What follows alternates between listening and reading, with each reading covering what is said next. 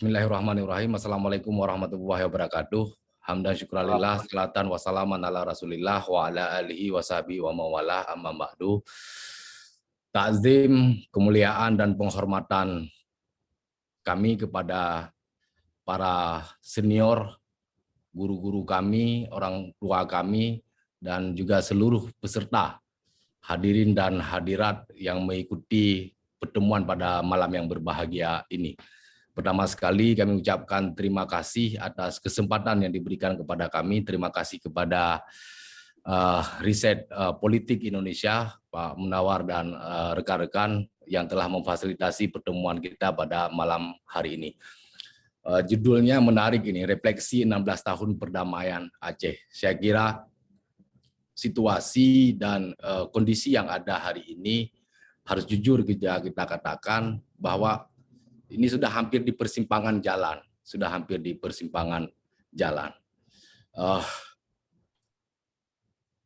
Rasa-rasanya kita sudah mulai, kalaupun kita tidak katakan gagal, tapi sudah mulai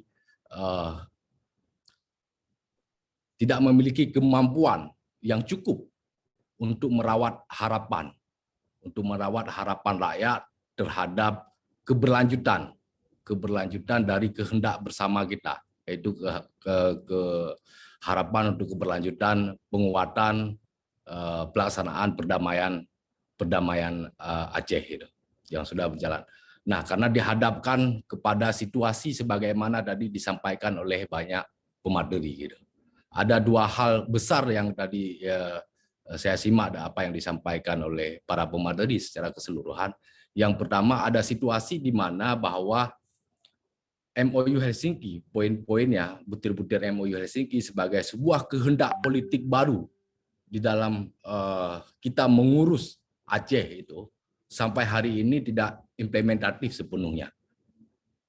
Sehingga sampai hari ini tetap masih ada berbagai pertanyaan kritis yang muncul dari masyarakat, dari publik, dari semua stakeholder. Dengan 16 tahun perdamaian Aceh ini, apa saja yang sudah berjalan, termasuk juga bagaimana dengan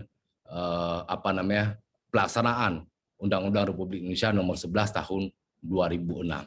Itu yang pertama. Yang kedua, kita juga dihadapkan kepada situasi di mana problem pembangunan yang mendasar, yang menjadi ukuran dari keberhasilan sebuah penyelenggaraan pemerintahan, itu juga masih mengalami situasi yang sangat akut tadi. Ada angka kemiskinan yang tinggi, angka pengangguran yang tinggi, IPM kita walaupun di permukaan angka rata-ratanya tinggi, tapi substansinya ketika kita melihat lebih dalam baik di sektor pendidikan dan kesehatan juga masih banyak sekali persoalan gitu. Di kesehatan misalnya angka stunting yang tinggi, gizi buruk, angka kematian ibu hamil. Di sektor kesehatan pendidikan juga seperti itu. Ada persoalan terkait dengan perangkingan, mutu guru dan lain sebagainya.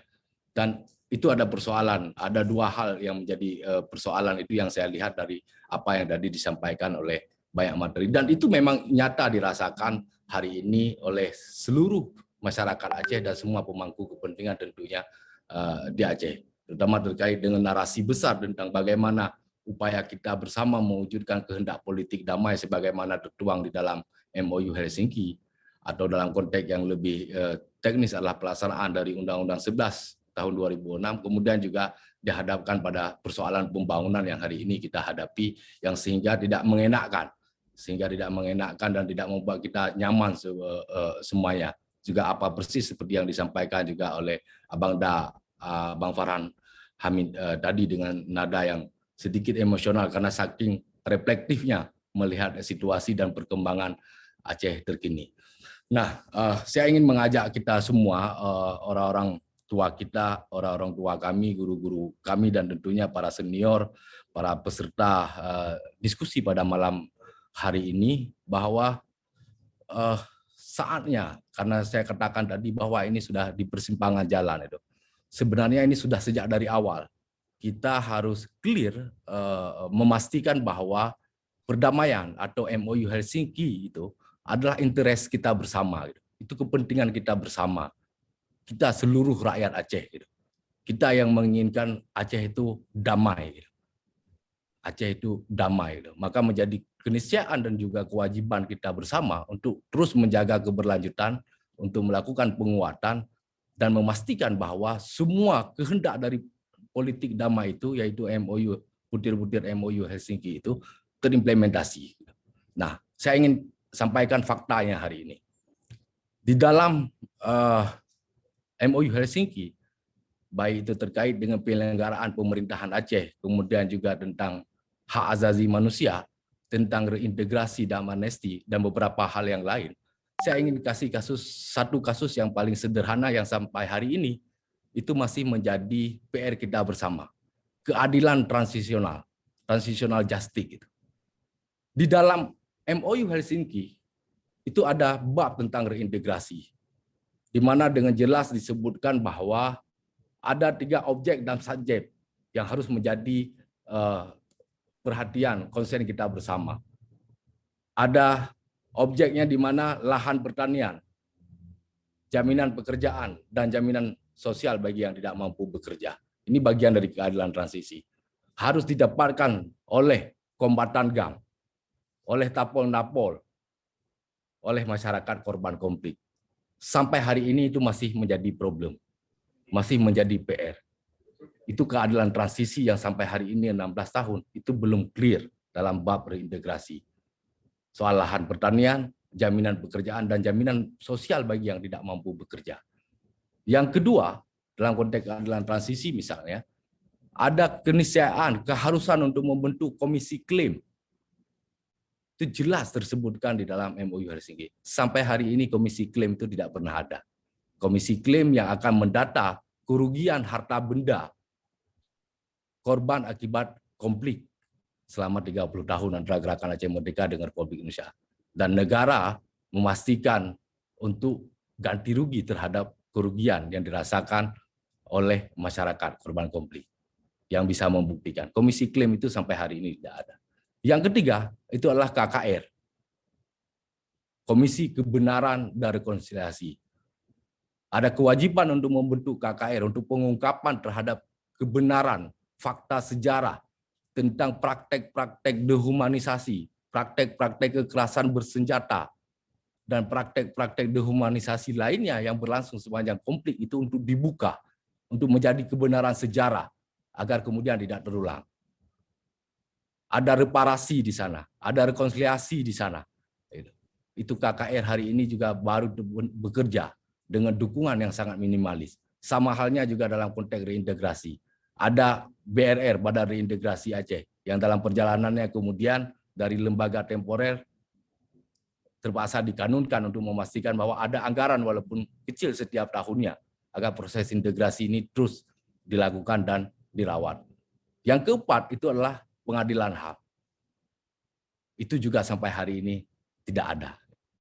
Artinya dalam konteks transitional justice, dalam konteks keadilan transisi pun, MOU Helsinki ini dari awal tidak ada komitmen yang serius dari para pihak untuk memastikan berjalan sepenuhnya.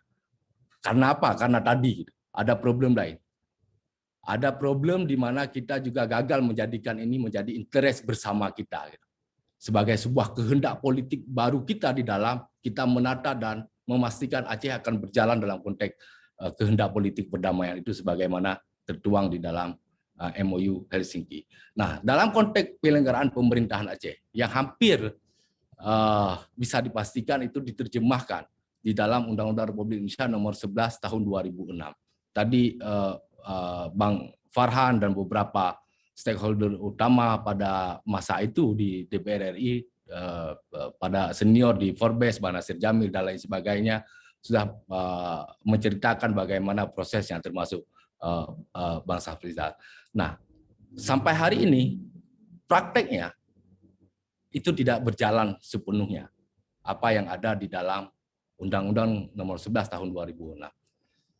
Hasil evaluasi DPR dengan teman-teman DPR Aceh, dengan kampus, dengan para pakar, dengan para profesor akademisi terkait dengan kajian terhadap pelaksanaan MOU Helsinki dan UPA, kita mendapatkan satu kenyataan di mana kesimpulan dari hasil riset dan kajian tersebut menyatakan bahwa penyelenggaraan pemerintahan di Aceh baik itu di tingkat Aceh maupun di tingkat kabupaten kota, tidak menjadikan MOU Helsinki dan UBA sebagai referensi utama di dalam pengambilan kebijakan pelaksanaan undang-undang. Karena belum lagi kita dihadapkan pada kenyataan bahwa memang ada banyak sekali undang-undang sektoral yang kemudian mementahkan apa yang sudah ada di dalam Undang-Undang Republik Indonesia Nomor 11 Tahun 2006. Juga termasuk konsistensi pemerintah pusat di dalam memastikan bahwa Undang-Undang 11 Tahun 2006 itu berjalan sesuai dengan apa yang sudah tertuang atau sudah menjadi teks yang tertulis itu. Beberapa kasus sampai dengan kasus terakhir kita bisa melihat ada beberapa undang-undang sektoral yang dalam salah satu di pasal ujungnya selalu mengatakan undang-undang ini berlaku untuk semua daerah, termasuk daerah yang bersifat istimewa dan khusus seperti DKI, Papua, DIY, dan juga Aceh, sepanjang tidak diatur khusus. Di sisi lain ada banyak hal di dalam teks UPA juga sudah diatur gitu. Tapi pemerintah nasional juga bergeming untuk kemudian tidak melaksanakannya. Tapi ada beberapa yang juga dilaksanakan ketika sudah dikomplain. Ini ada ketidakkonsistenan dalam konteks pelaksanaan UPA, termasuk dalam kasus terakhir terkait dengan pelaksanaan Pilkada Aceh tahun 2022. Jelas di dalam Undang-Undang 11 tahun 2006 diatur ada 2 bab, ada hampir beberapa pasal mulai dari penyelenggara, teknis penyelenggaraan, pensyaratan, anggaran yang digunakan sampai dengan pasca pelaksanaan pelantikan yang diatur itu.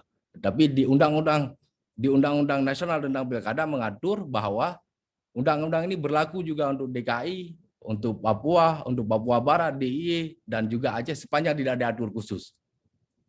Pada konteks tertentu, pasal itu berlaku, pada konteks yang lain, kadang pasal itu tidak berlaku. Gitu.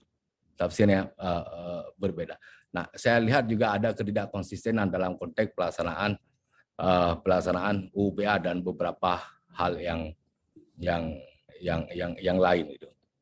Begitu juga yang berikutnya, saya ingin sampaikan terkait dengan problem pembangunan. Ada persoalan di dalam proses perumusan kebijakan dan program kegiatan. Di dalam kita melihat persoalan, di dalam kita melihat core persoalan di semua sektor pembangunan kita. Karena apa? Ini juga problem. Ada Pak Safrizal di dalam forum yang terhormat ini, izin Pak Safrizal. Saya kira Aceh juga kadang dalam konteks nasional dilihat sama dengan daerah-daerah lain di Republik ini. Gitu. Karena penyelenggaraan pemerintahan Aceh dianggap ini adalah penyelenggaraan pemerintahan daerah di bawah Kemendagri. Gitu. Sehingga tiap tahun kita memiliki nomenklatur, memiliki kebijakan Permendagri yang mengatur tentang teknis perencanaan penganggaran. Yang kadang itu tidak mampu mengakomodir akan kebutuhan kehendak politik yang tadi kita maksudkan, baik terutama dalam konteks keistimewaan dan kekhususan Aceh pasca penandatanganan MOU Helsinki 15 Agustus tahun 2005. Ini juga problem walaupun kita ketahui bersama di Kemendagri ada direktur OSUS gitu. Nah, pada kesempatan yang berbahagia ini karena ini konteksnya refleksi, saya ingin sampaikan bahwa capaian hari ini yang sudah kita dapatkan harus kita lihat sebagai sebuah capaian yang dialektis juga, gitu. Sebagai sebuah capaian maju dari sebuah gerak sejarah pembangunan Aceh. Gitu. Karena MOU, kalau dalam perspektif saya, kalau ingin menyampaikan kepada kita semua, pada peserta pada malam yang berbahagia ini, kalau saya melihat dalam perspektif teori negara kontrak sosial, MOU ini adalah bentuk kesekian kalinya rakyat Aceh memperbaharui komitmen bernegara dengan Republik ini. Kita tahu ada Soekarno ketika hadir pertama kali ke Aceh menjanjikan Aceh akan bisa mengurus dirinya sendiri dengan cara yang sendiri, walaupun secara lisan di depan tokoh-tokoh Aceh, di depan ulama-ulama Aceh, sehingga Aceh kemudian mendapatkan label daerah modal, tapi karena dalam perjalanannya tidak berwujud. Ada DITI yang kemudian juga melahirkan Lamtih yang substansinya juga tidak jauh beda gitu. Bahwa Aceh punya Pak kewenangan Ketua, untuk mungkin mengurus dirinya sendiri dengan cara yang Pak sendiri. Ketua. Dan ini MOU Helsinki adalah yang ketiga kalinya rakyat Aceh memperbaharui komitmen bernegara dengan Republik. Nah, kalau ini juga gagal, tidak kita rawat dengan baik, saya sampaikan tadi di awal bahwa situasi ini sudah di persimpangan jalan. Gitu. Ada situasi di mana dalam konteks pembangunan kita memiliki banyak problem pembangunan terkait dengan angka-angka tadi, kemiskinan dan lain sebagainya. Dalam konteks narasi besar yang selama ini kita harapkan bahwa kita bisa mengurus dan menata Aceh dalam kerangka kehendak politik perdamaian itu juga belum mampu kita wujudkan. Solusinya adalah kita harus mau bersama-sama, harus mau secara bersama-sama merumuskan, menjadikan ini sebagai interes kita bersama. Rakyat Aceh, semua pemangku kepentingan Aceh, tokoh-tokoh kita, ulama kita, senior-senior kita, para orang-orang hebat kita yang ada di Aceh maupun yang ada di luar Aceh. Konsolidasi inilah menjadi keniscayaan dan prasyarat untuk menata Aceh yang lebih baik. Kita harus mampu merumuskan irisan bersama, kepentingan bersama kita, interes bersama kita sebagai orang Aceh, sebagai rakyat Aceh. Aceh yang bagaimana yang kita inginkan. Kerangka besarnya sudah ada MOU Helsinki dengan berbagai poin-poin dan butir-butirnya untuk semestinya kita wujudkan bersama. Karena tadi saya juga tidak mempersoalkan ketika bahwa situasi damai hari ini dengan ruang demokrasi yang terbuka, partisipasi politik yang meluas, tapi dari awal kita juga sudah dihadapkan pada polarisasi politik praktis gitu. Karena Bang Farhan tadi menyinggung itu gitu. Di 2007 sudah ada polarisasi itu dalam konteks partisipasi politik gitu. 2009 ketika pemilu kada pertama yang melibatkan partai lokal juga seperti itu. Bang Farhan juga ikut membuat partai lokal gitu. Begitu juga dengan partai-partai lain. 2014 atau 2012 Pilkada, 2014 Pileg, begitu juga 2017 dan 2019. Polarisasi itu selalu ada dalam ruang politik praktis. Mestinya kita juga harus mampu menegasikan polarisasi itu dalam konteks bagaimana kita bersepakat terhadap narasi bersama kita, interes bersama kita terhadap Aceh yang kita inginkan secara bersama-sama. Tidak ada debatable dengan siapa partainya, dari mana datangnya, tetapi kita memiliki interes bersama sebagai rakyat Aceh, sebagai orang Aceh, sebagai orang sebagai pemangku kepentingan di Aceh dimanapun kita berada, sehingga itulah yang menjadi konsepsi dan agenda kita bersama untuk kita advokasi juga secara bersama-sama, sehingga kita memiliki request yang jelas, yang konkret, baik kepada kepada rakyat kita dan juga kepada pemerintah nasional. Saya kira itu beberapa catatan dari saya. Lebih dan kurang mohon maaf, mohon support dan dukungan selalu dari para orang tua, senior, dan para para guru-guru besar, guru-guru kami semua yang ada di dalam forum yang terhormat ini. Lebih dan kurang kami mohon maaf. Taufiq wal hidayah. Wassalamualaikum warahmatullahi wabarakatuh. Waalaikumsalam warahmatullahi wabarakatuh. Saya pikir sudah banyak poin-poin yang disampaikan oleh Ketua DPR Aceh, Bapak Dahlan Jamaluddin. Baik, kita langsung lanjut ke pemateri selanjutnya. Bapak Dr. Insinyur Haji Abdullah Putih. Beliau ini sebagai Gubernur Aceh periode 2000 sampai 2004 dan sekarang Wakil Ketua Komite 2 DPD RI. Untuk waktu dan tempat kami persilakan.